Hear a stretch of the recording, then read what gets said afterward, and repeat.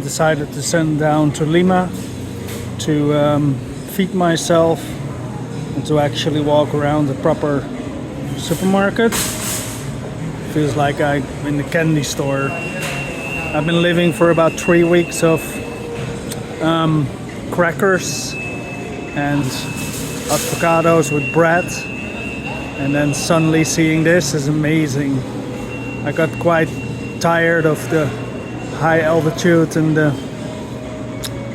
cold nights, so I'm gonna go for a week now across the coast, making my way to the Nazca Lines, and I can just walk around here just to observe all the abundance of foods and vegetables and fruits. Feels amazing.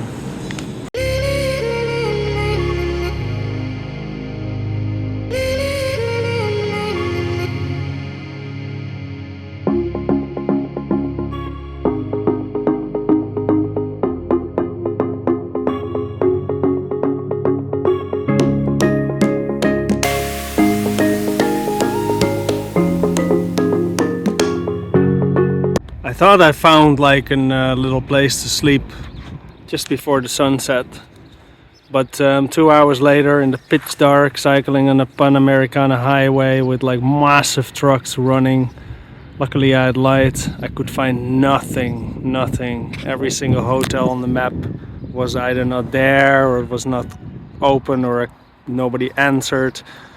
In the middle of all this, I thought I'm never gonna find anything, I just have to sleep behind or in some barn. But in the end, there is this little hotel here, Hospedaya, and it was open and they had a nice room and I had a good sleep.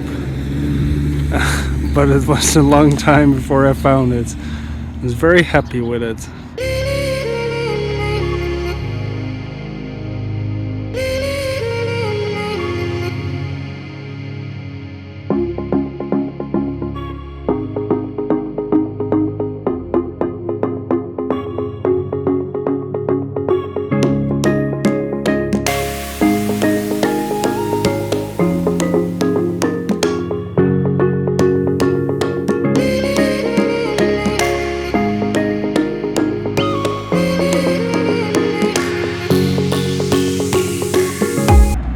On the back of my bike I have a little light. You can see it flickering, but that's only a little bit of the story, because you can see it now flickers differently because there's cars coming. There's actually a detecting system in here, and that helps me quite a bit, because if the cars approach fast they will start flickering harder to warn the cars, and when there's no cars it almost flickers like with smaller intervals. And in the front I have a little computer, and you can see I can hear a car coming now or something, I hope. And then you will see that I can see on the right side here, I can see the cars approaching. So here you see it, right? You see a little dot. That's the thing. And now this is green. And if the cars come faster, you will see that the screen starts flickering harder, and it detects them from almost 150 meters up. Here you see one coming. And it works absolutely spotless. Every time I look behind or something, you see this one is faster. You can see also if there's multiply cars coming. And this has been, look here, there's two. And especially when they're passing each other, like now, I am always a little bit more cautious, because I don't want them to use the shoulder of the road because I am there.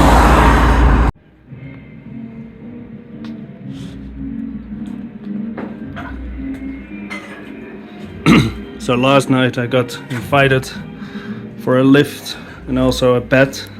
It was amazing.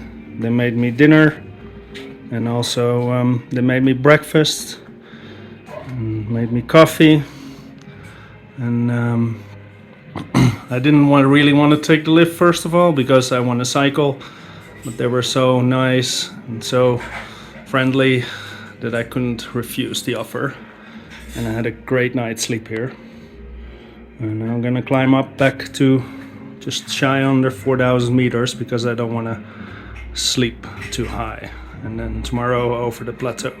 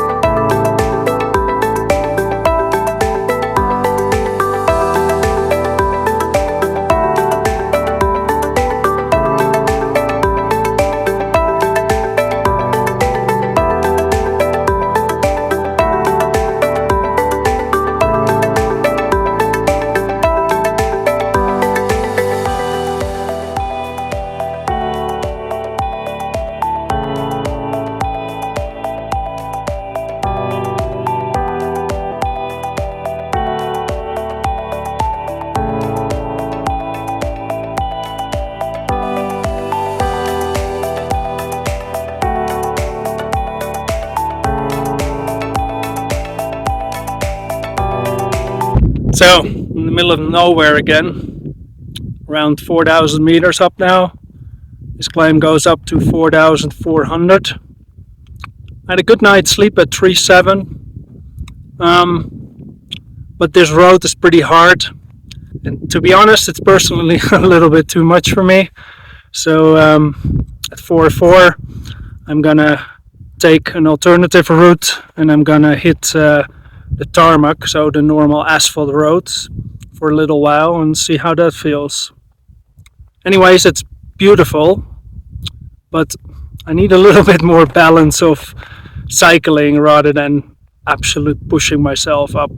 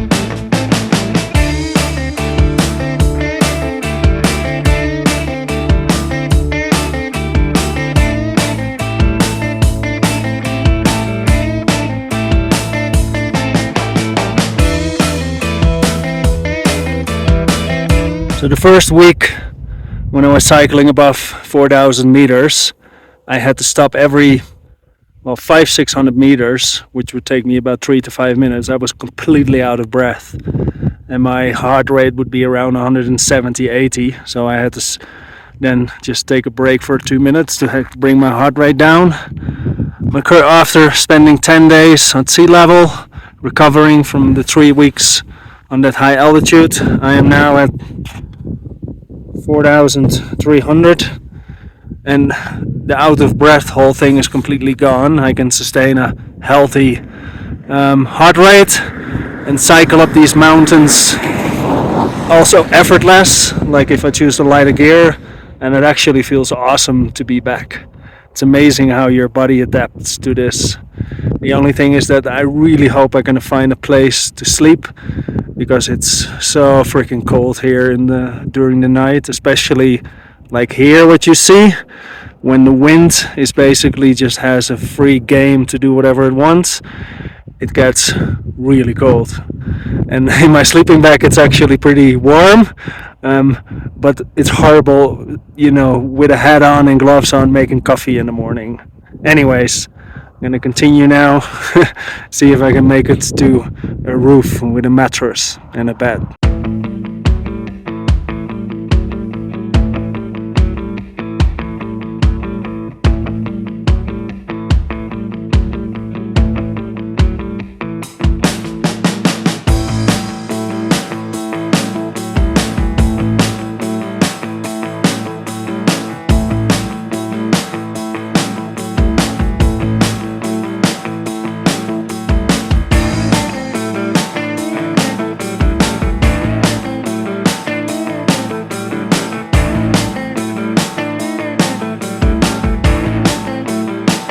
So I found a place to sleep.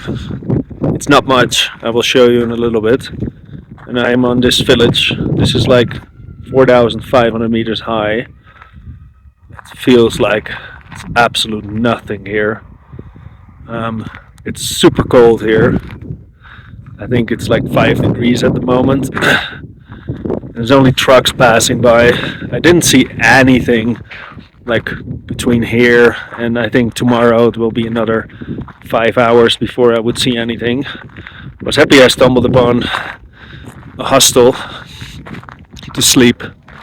Don't confuse that the hostel with like where young people go partying. It's nothing like that. But this is the village. This is it. It's pretty cool actually. I just had for the 30th time or something trout.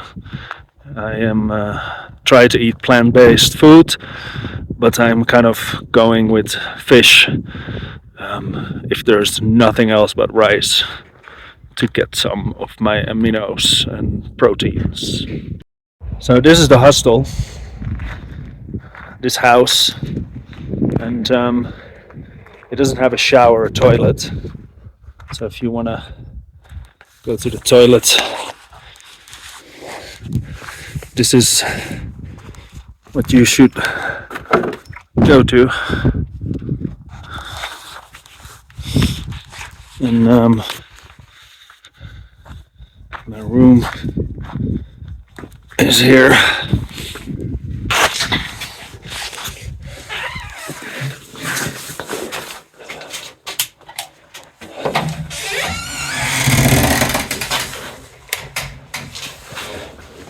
And this is it.